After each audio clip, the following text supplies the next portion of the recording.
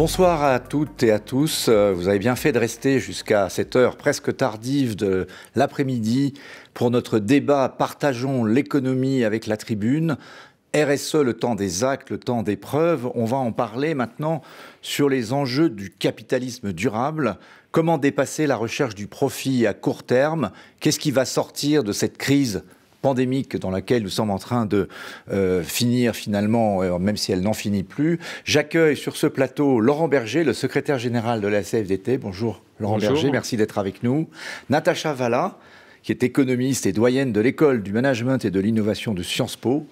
Bonjour Natacha. Bonjour. Et nous avons le plaisir de recevoir juste à l'heure, soyons pas inquiets pour l'inflation, le gouverneur de la Banque de France, François Villeroy de Galhau. Merci beaucoup d'être avec nous, François Villeroy. Et donc, je voudrais peut-être commencer par signaler que j'ai eu une bonne lecture pour préparer cette émission. François Villeroy de Galhau, retrouver confiance en l'économie. Laurent Berger, sortir de la crise, agir vite, penser loin. Natacha, je ne vous ai pas oublié, mais je n'ai pas le livre sur moi. Vous avez écrit un livre sur le futur de la monnaie. Quelque part, ça rejoint la question du capitalisme qui va nous préoccuper. Je voudrais peut-être commencer par donner la parole à Laurent Berger sur dans quel état est-ce que nous sommes en train de sortir de cette crise et est-ce que nous sommes en train de préparer finalement ce fameux monde d'après? Est-ce que vous voyez toujours venir ou est-ce que finalement on va revenir au monde d'avant et on ne va pas tirer les leçons de ce qu'on vient de vivre? D'abord, revenir au monde d'avant sur certains éléments, c'est ce qu'on attend tous, hein, c'est de pouvoir revivre normalement. Une bière en terrasse. Par exemple. Mais là, ce n'est pas le sujet qui est le nôtre aujourd'hui. L'état dans lequel on est, c'est d'abord, on a souffert économiquement, on a souffert socialement, on a souffert psychologiquement. Pour autant, sur un certain nombre d'aspects, le job a été fait. Le job a été fait pour soutenir l'économie. Le job a été fait pour soutenir le revenu des ménages. Le job a en partie été fait pour faire face aux inégalités qui étaient préexistantes à la crise, mais qui se creusaient pendant la crise. Mais c'était un moment. Alors, on y est encore, mais c'était un moment. Donc, sur le défensif, plutôt des bons points? Sur le défensif, écoutez, moi, vous ne l'avez pas dit, mais on oublie toujours parce qu'on est très franco-français. Moi, je suis le président de la Confédération européenne des syndicats. Donc, j'ai un regard un peu plus large que simplement la situation française. Oui, sur un certain nombre d'éléments, notamment le maintien du revenu des salariés à travers l'activité partielle, on a été bien meilleur. On a été bien meilleur. Oui, bien meilleur qu'on ne l'avait été, notamment, par exemple, sur le revenu des ménages, qu'on ne l'avait été en 2008-2009. Après, il faut que ça sorte, quoi. Il faut qu'on s'en sorte. Et comment on va s'en sortir économiquement? Dans certains secteurs, ça va repartir, on le sait. Puis dans d'autres, ça va être plus compliqué. Mais par contre, socialement, ça va être une autre paire de manches. D'abord parce que le travail va bouger. La relation au travail va bouger, beaucoup plus qu'on ne le pense. Parce qu'on a une génération qui a pris très cher. Quand je dis une génération, c'est 2 générations qui sortent en fin d'études. Et on sait d'expérience que ces générations-là, elles mettent plus de temps ensuite à s'insérer dans la vie professionnelle. Et parce que cette crise, elle a été un gros révélateur des inégalités. Elle a été aussi un gros révélateur de ce qu'est un modèle social. Des services publics qui savent répondre. Enfin, on le voit aujourd'hui à travers la vaccination, c'est-à-dire que, ou les tests, etc. On a une action publique qui a quand même sa part d'efficacité et qui permet de faire face à des aléas extrêmement lourds. Et puis de l'autre côté, il y a un système de protection sociale qui a quand même été un amortisseur, alors qu'il a fallu doper. Et donc, est-ce que c'est toujours possible de penser autrement? Le monde d'après, c'est toujours une formule un peu bizarre, mais oui, c'est absolument nécessaire, pour une raison simple, s'il fallait en trouver une seule, c'est parce que les problèmes préexistants à cette crise, ils sont encore là, voire ils sont plus profonds. C'était quoi? Un problème de transition extrêmement fort, de transformation extrêmement forte qui sont devant nous. C'est la question technologique, numérique, mais c'est aussi la question de la transition écologique qui est absolument nécessaire. 2, la question des inégalités qui minent finalement nos sociétés. Et puis, j'en rajouterai un 3e, c'est une défiance démocratique qui enfle. Et donc, si on veut faire face à ces 3 défis finalement, qui sont dangereux, si on n'y fait pas face sereinement, il va falloir penser autrement. Quand on regarde vos 2 livres, chapitres 4 et 5 du Berger, changer de modèle, l'écologie notamment, et la question de la lutte contre les inégalités, François Villeroy de Galhau, vous, dans ce livre, vous faites également une analyse de la crise et des leçons qu'on doit en tirer. Dans votre chapitre 6, vous dites qu'il faut changer de modèle économique. Alors, ce n'est pas habituel d'entendre un gouverneur de la Banque de France hauts fonctionnaires dire il faut changer de modèle. Est-ce que vous êtes un révolutionnaire? Est-ce que vous pensez qu'on vit un moment révolutionnaire? Je crois que j'ai dit, Philippe Mabille, il faut refonder notre modèle européen. Bon, c'est un peu la même idée. Tous ceux qui me connaissent savent que je crois depuis longtemps et profondément au modèle social européen, au modèle environnemental. Et effectivement, la question, c'est est-ce que la crise accélère cette révolution souhaitable? Révolution, changement, mutation, vous appelez ça comme vous voulez. Je reconnais que je ne revendique pas comme banquier central le titre de révolutionnaire. Il faut quand même rester cohérent. Mais je crois à ce changement et à cette refondation. Est-ce que la crise nous en a éloignés ou pas? Moi, je me retrouve dans beaucoup des choses, quitte à vous surprendre, que Laurent Berger a dites. Je me méfie de l'expression « monde d'avant, monde d'après ». Voilà, on l'a souvent entendu. Je crois qu'il faut rester un peu modeste et qu'il faut se donner la durée. Mais au fond, il y a une difficulté, une opportunité dans cette affaire avec la crise. Il y a une difficulté, c'est la question des inégalités, effectivement. Elle est très difficile à mesurer, au passage. Il y a des inégalités de revenus. Il faut être honnête, hein, même l'INSEE, la Banque de France n'ont pas aujourd'hui une photographie précise de ce qui s'est passé sur les inégalités de revenus depuis un an. Vous savez que les inégalités, on les mesure avec beaucoup de retard. Globalement, le pouvoir d'achat des ménages a été préservé. C'est déjà un bel exploit de notre système. Il y a certains qui ont sans doute plus souffert. Mais je crois que les principales inégalités, c'est celles qui ne se mesurent pas de façon financière. C'est les inégalités de l'éducation, c'est les inégalités au détriment des jeunes, au détriment des femmes, au détriment des familles à enfants, au détriment des micro-entrepreneurs, des inégalités d'opportunités. Bon, ça, c'est un handicap. Hein. Elles ont été creusées par la crise. Il y a une opportunité dans l'autre sens. C'est pas gagné, mais je crois que si on le joue, c'est ça que je plaide dans ce livre sur retrouver confiance en l'économie, c'est que nous sommes dans une phase de reconstruction. Il y a le plan de relance français, européen, et la reconstruction, ça ne doit pas être un redémarrage à l'identique. Ça doit être l'opportunité d'accélérer 3 transformations. Il y a la transformation écologique, il y a la transformation numérique, Laurent Berger l'a dit, et le retard européen sur les États-Unis est dramatique en matière numérique. On l'a vu à travers cette crise. Et puis, il y a quand même la révolution ou la bataille des compétences. Il faut absolument qu'on construise une économie plus qualifiée. Voilà. Donc, je pense que le plan de relance est assez bien positionné là-dessus, que ce soit au niveau français ou européen. Je pense qu'on a une satisfaction, c'est que, souvenez-vous, il y a un an, on pouvait vraiment craindre que la priorité climatique passe à l'arrière-plan, Philippe Mabille. Il y avait l'idée, écoutez, pour l'instant, on s'occupe du Covid, vous nous reparlerez du climat fin du monde, plus tard. fin du mois. Voilà, fin du monde, fin du mois, c'est un débat par ailleurs difficile. Mais aujourd'hui, on voit bien, c'est un volet très important au niveau national et européen, que dans l'investissement des entreprises, en sortie de crise, la dimension écologique sera très forte.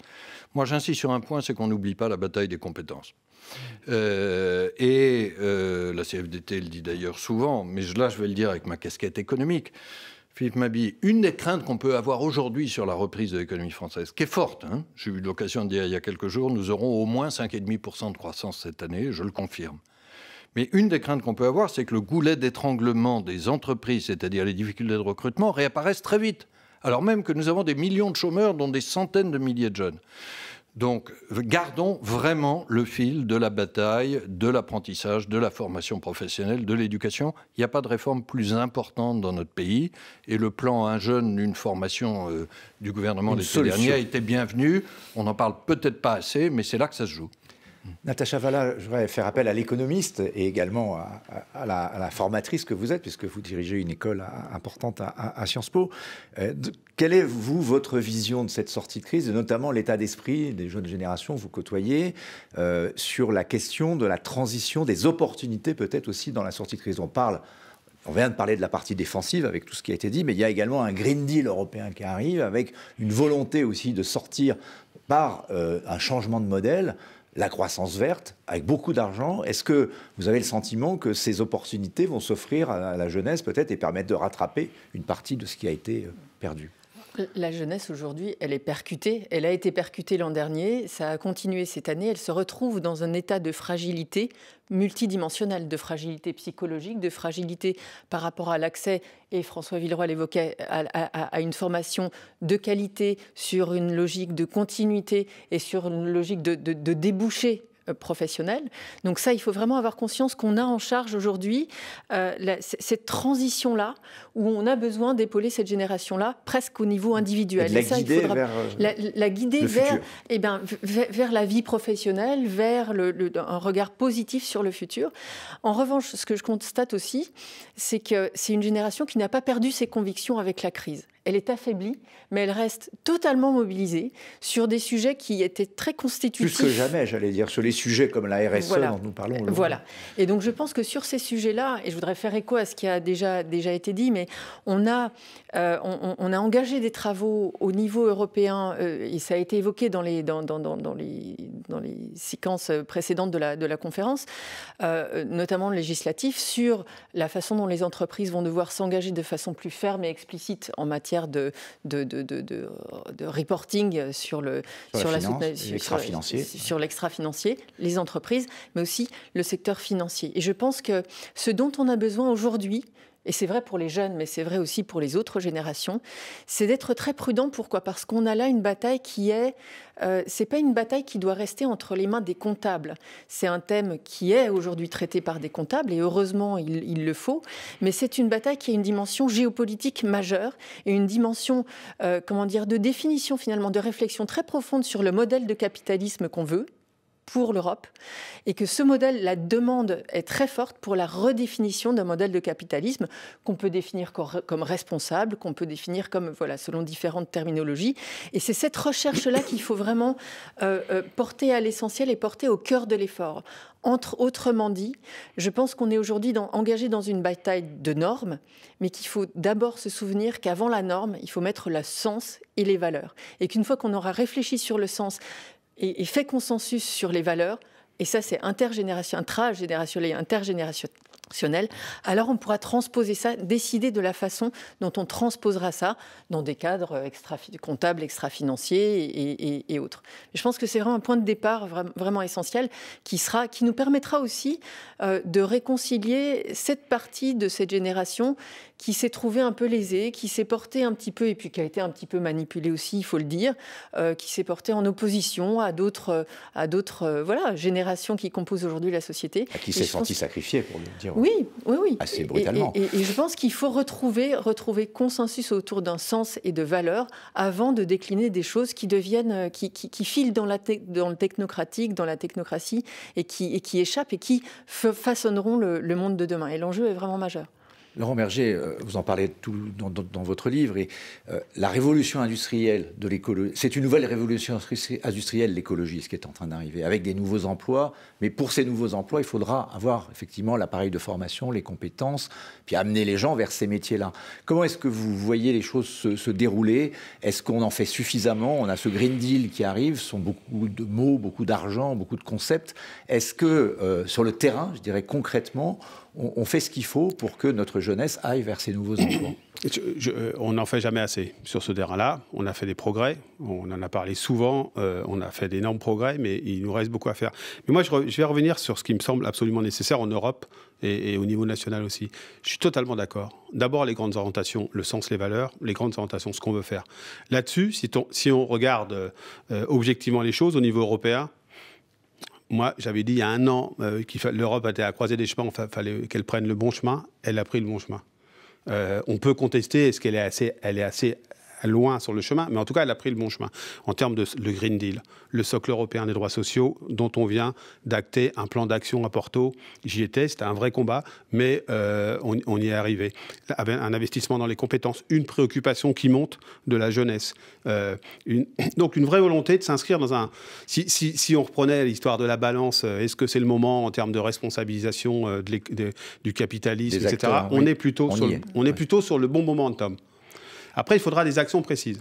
Ça veut dire, au niveau européen, aller vers une directive sur les salaires minimums. Ça veut dire s'investir réellement dans la lutte contre les inégalités, avoir un certain nombre de... Et puis, il faudra traiter de la gouvernance. La gouvernance, ça veut dire quoi ? Il y a 2 éléments. Il faut qu'on se fixe de nouveaux indicateurs. Si la question de la formation, de l'éducation est fondamentale, il faut que ce soit un indicateur très très fort. Si la question de la santé, de l'accès à la santé est un indicateur très important, il faut que ce soit un indicateur important. Si la question du respect de la biodiversité est un indicateur important, il faut se le fixer. Enfin, il faut qu'on ait finalement une volonté d'aller vers des objectifs dont on partage les finalités. Et dans la gouvernance, il faut un partage des responsabilités. Et ça, c'est quelque chose d'extrêmement compliqué. Le partage des responsabilités, ça veut dire qu'au niveau européen, on ait une vraie gouvernance européenne. Moi, je plaide, y compris dans la conférence sur l'avenir de l'Europe, qu'on soit capable d'être beaucoup plus actif, beaucoup plus réactif sur un certain nombre d'éléments. Encore une fois, moi, je suis pro-européen et je trouve que l'Europe a plutôt joué le jeu ces derniers mois. Et je pense que ça va jusque dans la responsabilité partagée au sein du capitalisme, l'organisation du capitalisme, au sein des entreprises, avec une place plus importante du travail. Et je reviens juste sur les compétences. Nous, on plaide pour la présidence française de l'Union européenne, on plaide pour que un des sujets phares, ce soit un droit individuel à la formation partout en Europe qui soit transposable. Parce que ce sera la vraie démonstration d'un investissement dans les compétences au niveau européen. François Villeroy, est-ce que vous partagez le sentiment que l'Europe fait le job? Et est-ce que le Green Deal n'est pas seulement un Green Deal avec cet argent qui va arriver s'investir, mais également un changement d'état d'esprit du capitalisme européen? Est-ce qu'on définit au travers de ce Green Deal et de tout ce qui est en cours de discussion, devoir de vigilance, reporting extra-financier, qui définit un modèle européen de capitalisme, y compris intégrant cette dimension sociale et de formation de la jeunesse? Peut-être deux réflexions sur l'Europe pour prolonger ce que Natacha et Laurent ont dit. D'abord, il faut que l'Europe arrête de raser les murs sur son modèle. Moi, je crois profondément au modèle social européen. Je crois maintenant que c'est un modèle social et environnemental. Alors, si on était allemand, Philippe Mabille, on dirait Soziale Marktwirtschaft, l'économie sociale de marché, ou l'économie sociale et durable de marché. Mais c'est ça qui nous réunit. Au fond, il y a eu des heures carrées à savoir qu'est-ce qui... On appelait ça le capitalisme rénant, à l'époque de Michel Albert. On peut appeler ça capitalisme rénant, mais on sait ce que c'est. Et c'est pas la peine de passer des dizaines d'heures à savoir qu'est-ce qui nous définit comme Européens. C'est ça qui nous définit, qui nous rassemble, regardez, à travers les divers pays et même à travers les diverses forces politiques, et qui fait qu'on est différent des Américains ou a fortiori des pays émergents. Et ça, c'est pas du tout un modèle... Vous avez raison sur les valeurs, mais pas sur l'efficacité. Pour l'instant, c'est 750 milliards, ils sont pas sur la table. Ma réflexion sera par rapport à ce que Laurent Berger disait sur la gouvernance, ça sera sur l'efficacité. Mais quand même, sur les valeurs et sur le modèle, arrêtons de raser les murs. Et souvenez-vous de ce qu'on disait il y a 5 ou 10 ans, que ce modèle était ringard, qu'il était inefficace sur le plan économique. C'est pas vrai. L'incarnation de ce modèle, c'est les pays nordiques, c'est les plus efficaces du monde sur le plan économique. Bon. Et ce modèle, il correspond aux aspirations de la jeunesse qui veut sauver la planète, qui veut plus d'éthique, qui veut plus de justice sociale, qui veut plus de sens, et pas seulement de la jeunesse européenne, de la jeunesse mondiale. Donc c'est pas le moment que l'Europe rase les murs dans la rivalité entre les États-Unis et la Chine. Le monde entier, en 2021, a besoin de l'Europe. Ça, c'est le point positif. Alors le point moins positif, c'est ce que vous appeliez l'efficacité, ou je crois ce que Laurent Berger appelait la gouvernance. C'est que si on a cette ambition-là, il faut qu'on s'en donne les moyens. Bon. Et ça veut dire quand même une Europe, alors appelons ça Europe puissance, appelons ça autonomie stratégique, appelons ça souveraineté européenne, c'est différents mots politiques pour dire la même chose. Mais il faut que nous nous donnions les moyens, ensemble, de peser à l'échelle mondiale, et pas seulement d'être les spectateurs de la rivalité sino-américaine. Alors là-dessus arrive l'élection de M. Biden, qui est très intéressante, parce que sur le premier aspect, c'est-à-dire les valeurs, il rapproche les États-Unis de nous. Le retour des États-Unis dans les négociations climatiques, c'est formidable. Je peux vous dire, pour participer au G7, au G20, ça a complètement changé depuis 3 mois. Mais alors, sur l'aspect Europe-puissance, le leadership américain, il va être là sur nos sujets. Donc, soyons présents et n'ayons pas peur d'affirmer un modèle dont, encore une fois, le hors-Europe a beaucoup besoin. Je vous laisse le micro une seconde parce qu'on en a beaucoup parlé aujourd'hui. Une des questions qui se joue justement au travers de cette transition écologique, c'est une bataille de normes, une bataille de leadership entre, je dirais, le capitalisme anglo-saxon, Larry Fink et BlackRock, qui détient 10% de l'épargne mondiale, qui écrit aux patrons d'entreprises, y compris européennes, voilà les nouvelles règles du jeu du capitalisme durable. C'est très bien, à la limite, mais c'est une sorte de soft law guidé par un capitalisme assez brutal et dont on peut se poser la question s'il n'y a pas un peu de greenwashing. Puis de l'autre côté, il y a Pascal Canfin, il y a Laurent Berger, il y a la sincérité d'une recherche d'un vrai capitalisme repensé pour la planète au niveau européen qui accompagne ce Green Deal. Visiblement, on a encore un peu de mal au niveau européen. Qu'est-ce que vous, au niveau de la Banque centrale que vous représentez, y compris de la BCE, est-ce que vous pouvez faire quelque chose pour faire basculer la finance pour faire peser dans la balance un vrai changement. Non seulement on peut faire quelque chose, Philippe Mabille, mais nous avons déjà fait. Alors expliquez-nous. Pour vous citer un exemple parmi beaucoup d'autres, nous avons créé, nous, Banque de France, un réseau des superviseurs et des banques centrales pour verdir le système financier. Le NGFS. Ça s'appelle en anglais NGFS, c'est son acronyme.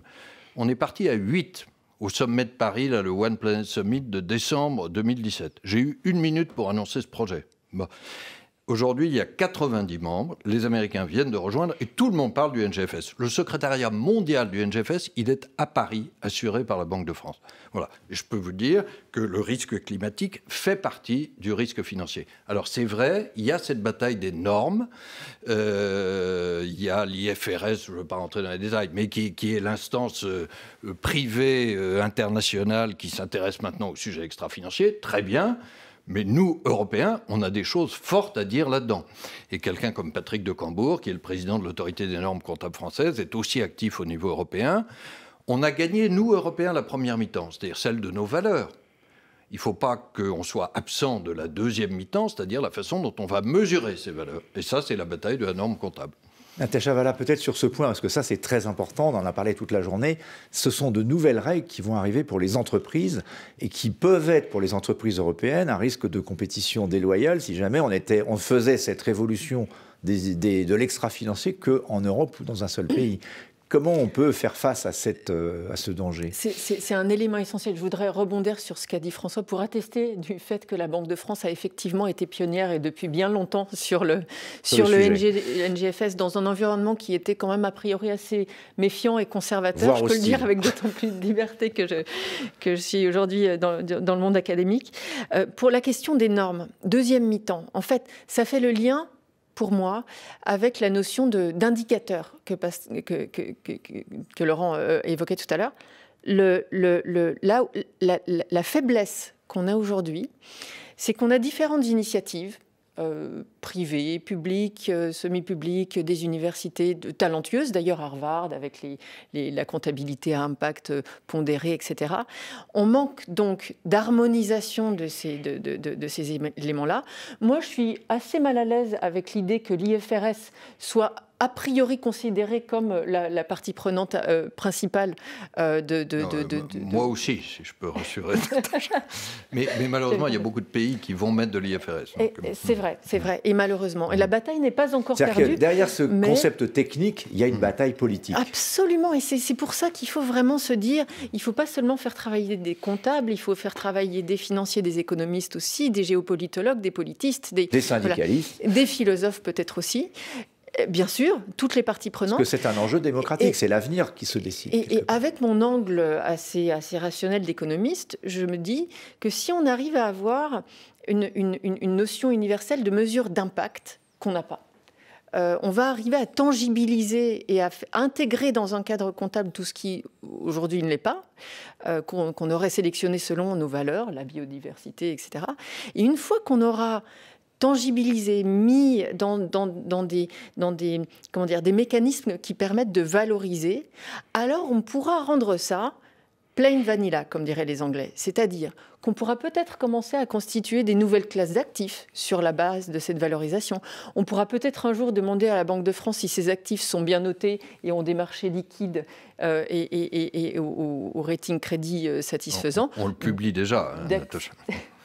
D'accepter ça en collatéral. Non, mais ça rendra la tâche beaucoup plus facile aux défenseurs de l'orthodoxie qui sont très, très méfiants par rapport à toutes ces initiatives. Moi, je crois assez à... Vous savez, la comptabilité nationale, on l'a mise en place après la Seconde Guerre mondiale, ça régit encore nos vies aujourd'hui. C'est extrêmement robuste, extrêmement solide et finalement assez simple. On a besoin de quelque chose de robuste, de solide et de simple.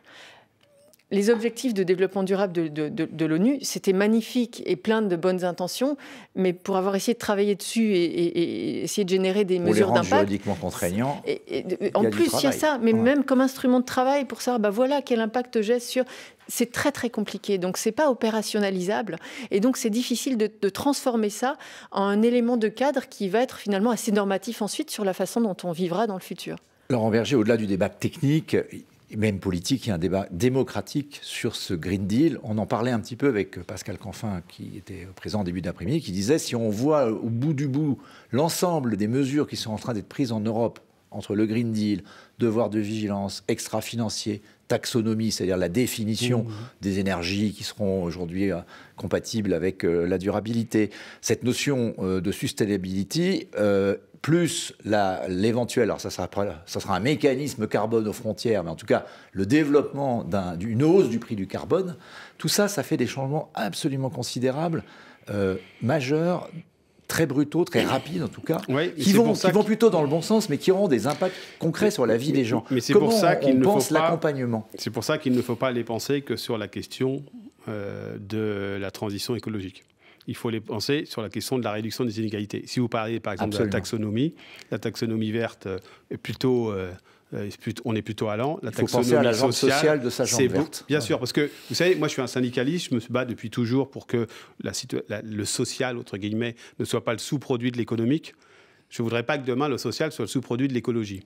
On a vu avec la crise des Gilets jaunes ce que ça pouvait donner. Oui, et donc ça veut dire que, comme vous le disiez, eh bien, la question de l'accompagnement de ces transformations qui sont immenses, il va falloir s'y coller très clairement. Par exemple, nous, on va sortir en juin un rapport sur l'évolution de l'automobile. Parce qu'au bout d'un moment, il va falloir mettre les mains dans le cambouis. Puisqu'on a à peu près un accord, on a un momentum où on peut se dire on peut aller vers un capitalisme plus responsable, et à la fois écologiquement et socialement, économiquement aussi d'ailleurs. Mais il va falloir maintenant l'affronter au réel. Le réel, c'est à hauteur de femmes et d'hommes. Ce que ça veut dire pour elles et eux. En termes d'évolution des métiers, des emplois, en termes de besoins de compétences, en termes d'impact territorial. Puisqu'on sait, par exemple, et c'est une des difficultés, on sait que la mobilité géographique, c'est très bien pour les cadres supérieurs, mais ça n'existe pas pour les autres. Et donc, ça veut dire qu'il va falloir construire des territoires résilients. Et donc, se reposer la question des modèles économiques, y compris territoriaux. Tout ça, ça ne se fera pas. Ça ne se fera pas vu d'en haut à quelques-uns. C'est pas vrai. Ça se fait automatiquement par négociation. Ce que je partage avec Pascal Canfin, on a beaucoup réfléchi à ça tous les deux quand on avait écrit en commun, c'est la question de la négociation. Cette transformation, il faut qu'elle soit négociée, discutée, concertée. On met les mots qu'on veut derrière, moi je préfère la négociation, mais peu importe. Il faut que ce soit qu'on discute avec les gens qui sont les premiers impactés. Vous savez, comme président de la CES, discuter du Green Deal avec nos camarades polonais, si pour un peu que le représentant des syndicats polonais soit de Silésie, ça devient un peu compliqué.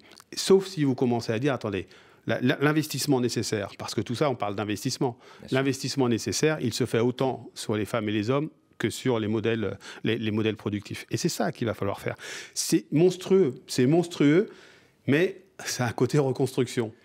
Et donc, c'est plutôt... Mais sans vouloir faire de la provocation, on a démarré ce matin avec le ministre Bruno Le Maire, on parlait des 2 ans de la loi Pacte, qu'on fête cette semaine. On a parlé avec Jean-Dominique Sénard, vous parliez du monde de l'automobile, qui nous a dit, et il a sans doute beaucoup de convictions fortes là-dessus, la RSE, c'est la stratégie, et la stratégie, c'est la RSE, et je l'applique chez Renault. Et pourtant, on vit, et on va vivre dans ces secteurs, parler de l'automobile, on peut parler de l'aéronautique, sortira pas forcément de la crise complètement indemne, même si on peut espérer le retour à la normale. Le tourisme, beaucoup de secteurs aujourd'hui sont face à des transformations majeures dans lesquelles l'écologie est importante. Donc je reprends votre mot de négociation. Est-ce qu'il faudrait un nouveau pacte social et environnemental ? Vous avez parlé du pouvoir de vivre aussi. Je crois qu'au niveau européen, au niveau européen et comme au niveau national, il faut un nouveau contrat social et écologique. En fait, la question n'est plus pas de savoir est-ce qu'il y aura des bonnes idées. Je pense qu'il y en a. Et je pense qu'on n'est pas loin de les partager. La question, c'est est-ce que ça donnera le sentiment qu'il y a ceux qui savent et ceux qui ne savent pas. Si c'est ça, on n'aura pas répondu à un enjeu fondamental que j'évoquais tout à l'heure, l'enjeu démocratique. Et l'enjeu démocratique, il balayera tout ça. Mais c'est même pire que ça, il y a ceux qui subissent et ceux qui sont libres. Oui, mais dans subir, il y a aussi la possibilité d'avoir des perspectives qui sont autres, mais qui sont tout aussi positives.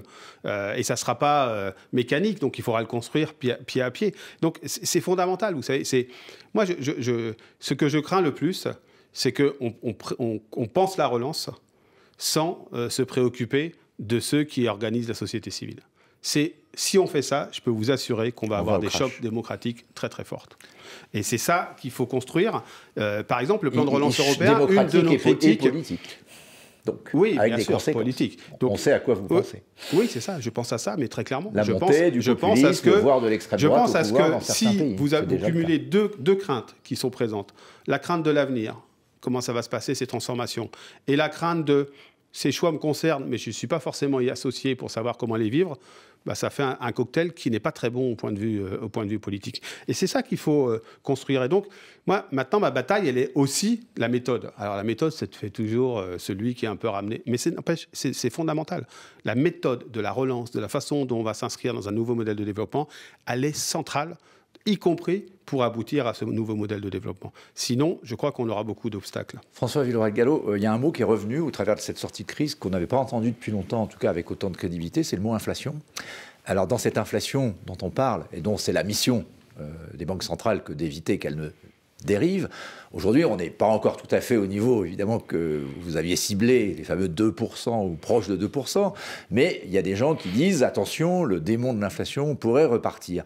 Alors, il ne revient pas par les salaires, on en parlait un petit peu avec Laurent Berger tout à l'heure, il revient plutôt par la désorganisation des chaînes logistiques, la hausse des matières premières. Il pourrait aussi revenir, si on n'y prend pas garde, par l'écologie, au sens où il pourrait y avoir des hausses de coûts liées à cette transition écologique.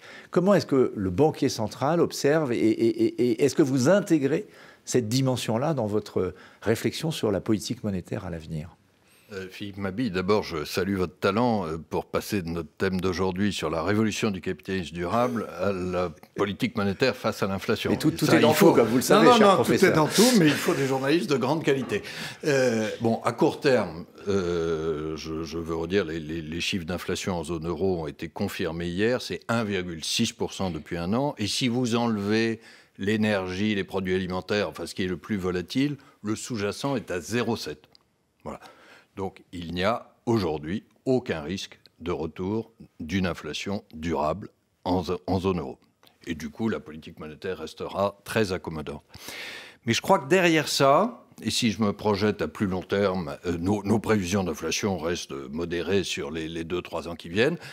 Mais derrière ça, et vous posiez la question de l'effet du climat, il y a une question un peu plus large, si vous me permettez, qui est est-ce que ce dont on parle aujourd'hui, là, c'est des convictions et des bonnes intentions que nous partageons tous, ou est-ce que c'est aussi une réalité économique durable, solide, et sur laquelle on va construire ?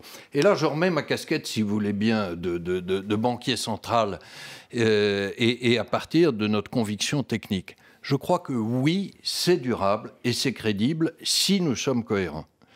C'est durable et c'est crédible parce que si nous ne nous occupons pas des inégalités dont Laurent Berger parlait, ça a un coût économique. Il y a des études très sérieuses de l'OCDE qui montrent qu'on perd sur 20 ans de 10 à 20% de PIB par tête si les inégalités sont trop fortes.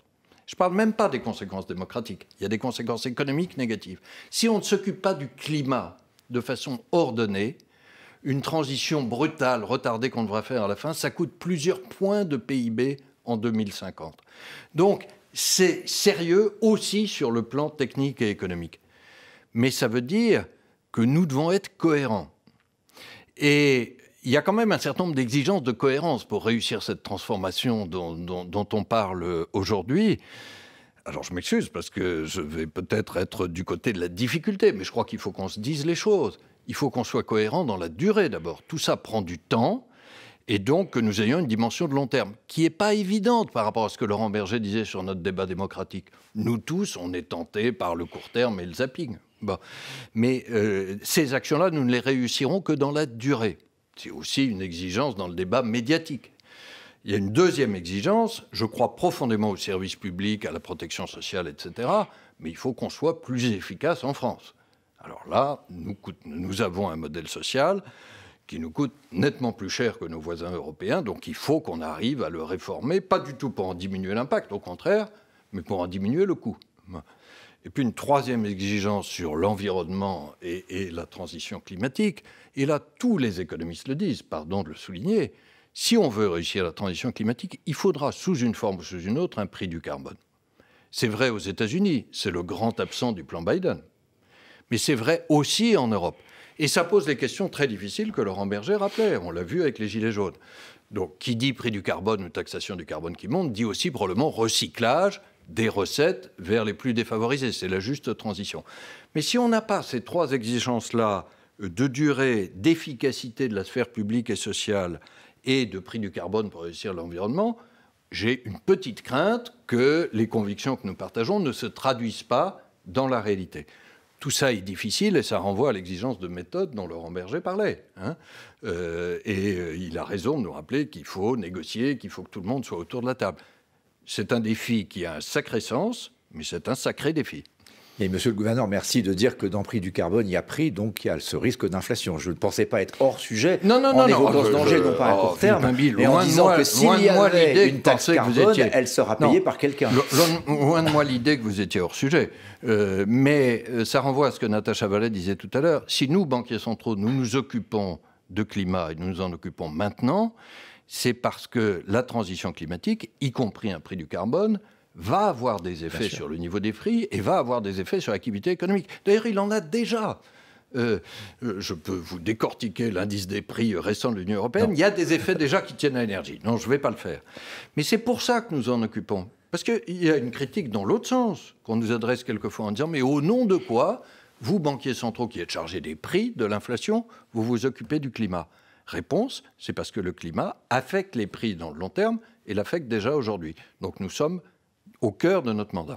J'aimerais entendre Natacha Valla réagir, mais avant, pour terminer, et vraiment être très clair sur ce que j'essayais de vous poser comme question, monsieur le gouverneur, c'était de dire, est-ce que ça aura une influence sur la politique monétaire ? Christine Lagarde, au niveau de la BCE, et je crois que vous soutenez cette idée, plaide pour une politique monétaire verte, ça veut dire des achats d'actifs verts, ça veut dire des financements verts, des obligations vertes, comme on dit. Dans ce nouveau capitalisme durable, il va y avoir de nouveaux instruments financiers dans lesquels et une dette, parce qu'on n'en a pas beaucoup parlé, mais on pourra en dire un mot, qui sort aussi de cette crise. Il faut que cette dette, au moment où les taux sont très bas, et tant mieux, grâce en partie à votre bon travail, aux banquiers centraux, comment est-ce qu'on peut faire pour qu'on profite de cette période, ce momentum quand même exceptionnel dans l'histoire, pour faire les investissements que vous décrivez, c'est-à-dire cette transition ?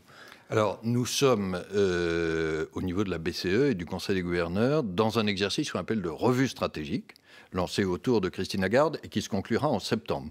Donc on vous réinvitera en septembre. Non, je vais être un peu plus précis que ça. Il se trouve que la Fédérale Réserve américaine a conclu une revue stratégique de ce type à l'été 2020, l'été dernier, et qu'il n'y avait pas le climat.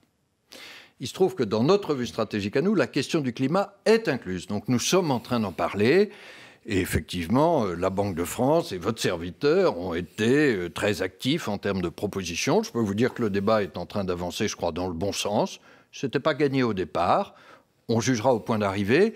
Mais j'ai très bon espoir que la Banque centrale européenne soit la banque centrale pionnière en matière de verdissement de sa politique monétaire. Après, je ne rentre pas dans le détail des diverses mesures. Il y a diverses façons de faire. Mais nous sommes en situation aujourd'hui d'incorporer le changement climatique à l'intérieur de notre politique monétaire et de nos modèles économiques. Natacha Valla, peut-être autour, alors je ne vais pas reposer de questions, mais est-ce que vous réagissez finalement à ce qui a été dit d'un point de vue Moi, je trouve qu'il y a une double bonne nouvelle, et c'est une vision à laquelle j'adhère totalement. La première, c'est que la Banque centrale reste centrée sur son mandat, qui est la stabilité des prix, et qui est une façon très, très limpide d'expliquer, effectivement, et François l'a très bien fait. Pourquoi c'est pertinent ? Parce qu'il y a un impact sur la macroéconomie et sur les prix.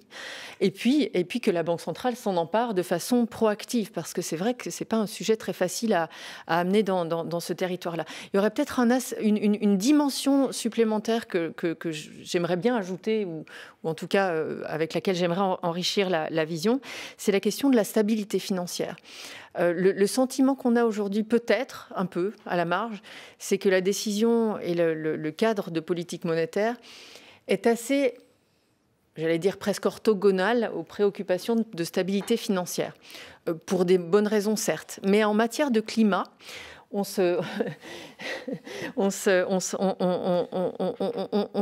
va avoir devant nous des années assez cruciales pour les banques et pour les entreprises. Je faisais une petite pique, François, j'espère que...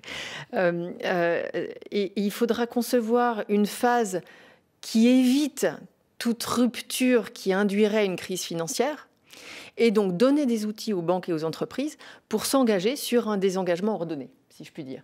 Et donc donner du temps, Et donc dire aux entreprises brunes, finalement, il ne faut pas tout faire tout de suite parce que peut-être que les investisseurs, en particulier en capital, mais pas seulement parce qu'après, ça a des implications pour les investisseurs en dette, peuvent peut-être ne plus savoir trouver leurs repères et puis créer des réactions en chaîne qui seraient extrêmement dévastatrices parce qu'elles seraient forcément accapareraient l'attention et les forces des politiques économiques et donc mettraient peut-être les priorités, les vraies priorités sociales et environnementales en retrait. Donc, bien penser à cette dimension de stabilité financière qui plaide pour une certaine clémence ou en tout cas un certain pragmatisme dans la gestion de cette transition-là, que ce soit du côté du secteur financier, j'ai dit les banques, mais ça va aussi au-delà des banques parmi les intermédiaires financiers, et des entreprises, puisqu'il ne faut pas oublier que les bilans sont interconnectés, le passif de l'un et l'actif de l'autre et vice-versa.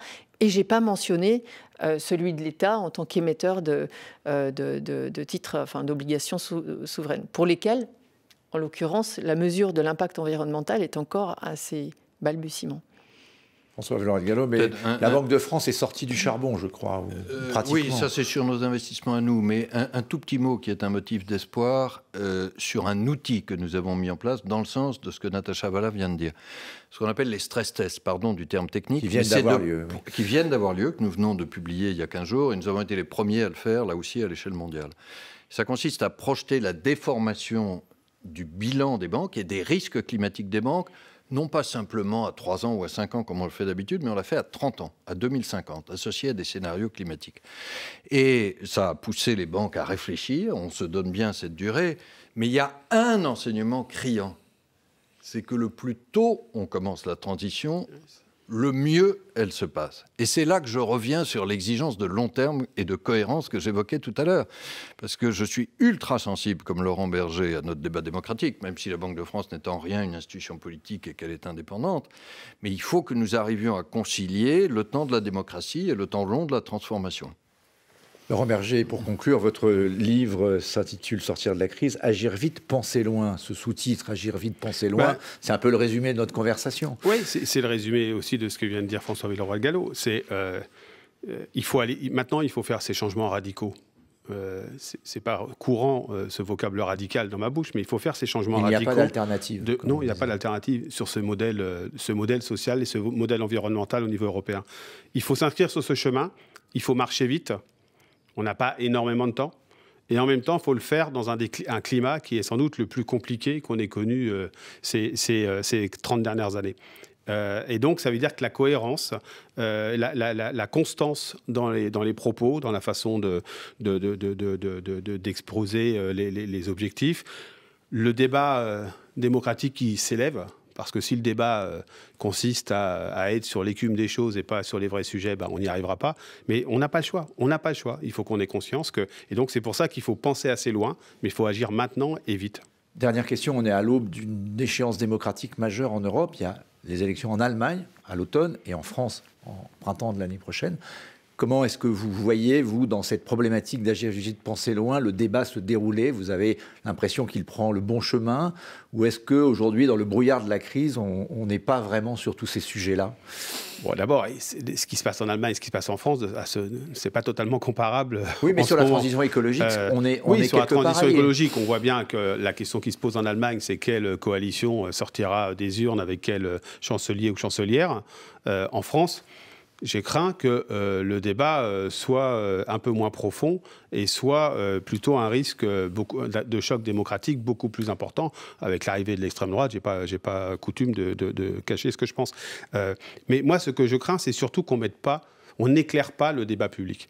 C'est ça qui est aujourd'hui ma frustration la plus forte sur ces enjeux de transformation qui sont fondamentaux, c'est qu'on n'en parle jamais correctement. Par exemple, si on parle du coût carbone, et c'est extrêmement important, il faudra dire que ça s'accompagne évidemment d'une taxe carbone aux frontières pour l'Europe, il faut l'assumer.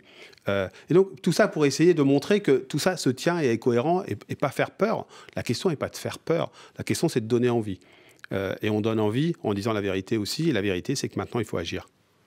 Merci beaucoup à tous les trois pour ce débat enlevé, qui est parti un peu dans toutes les directions, mais qui nous ramène quand même à l'essentiel. Je rends le micro. Merci beaucoup.